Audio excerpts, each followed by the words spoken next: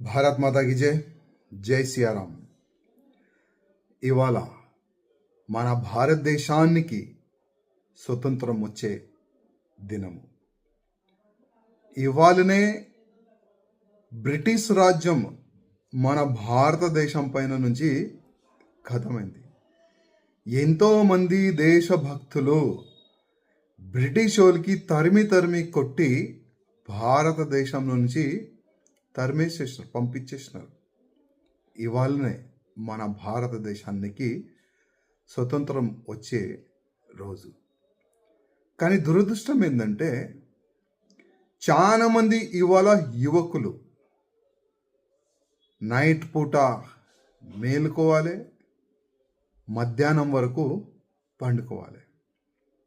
చాలా వరకు యువకుల్లో ఈ విధంగా ఒక వాతావరణం క్రియేట్ అయింది. ఎవరు జిమ్కి వెళ్తలేదు, హెల్త్ గురించి ఇవాళ ఎవరు ఆలోచన చేస్తలేదు. చాలామంది యువకులకి హార్ట్ అటాక్ వచ్చి చనిపోతున్నారు. ఇవాళ భారతదేశానికి స్వతంత్రం వచ్చే రోజు.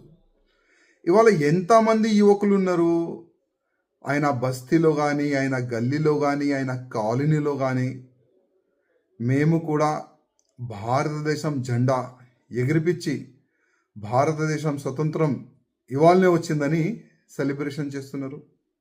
చాలా తక్కువ, చాలా అంటే చాలా తక్కువ. కానీ ఇవాళ చాలా వరకు యువకులు ఇది నా దేశం, ఇవాళనే నా భారతదేశానికి స్వతంత్రం వచ్చిందని చాలా మంచి భావన పెట్టుకొని వాళ్ళు చాలా గ్రాండ్ కూడా వాళ్ళు మన సెలబ్రేషన్ కూడా చేసుకుంటున్నారు.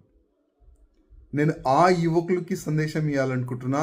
మధ్యాహ్నం మేలుకుంటారు, అంటే నైట్ మేలుకుంటారు, మధ్యాహ్నం వరకు పండుకుంటారు.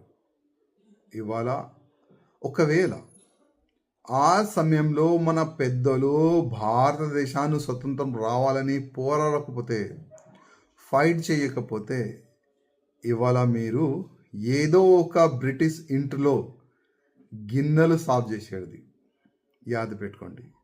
కనీసం ఈ రోజైనా యావత్ తెలంగాణలో ఉన్న యువకులు రోడ్డు పైన రావాలి, భారతదేశం జెండా పట్టుకొని రోడ్డు పైన రావాలి. ప్రధానమంత్రి మోదీ గారు అంటున్నారు హర్ ఘర్ జెండా. ఇవాళ చాలా మంది కార్యకర్తలు ఇంటింటికి భారతదేశం జెండా పంచుతున్నారు.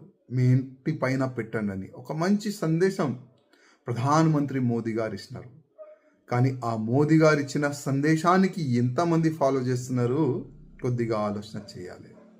యువకుల్లారా, ఇది ధర్మం మనది, ఇది దేశం మనది.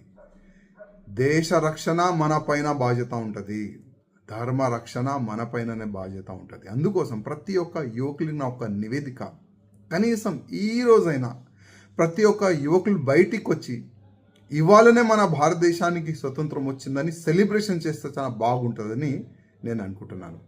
భారత్ మాతా కీ జై. జై సియారాం.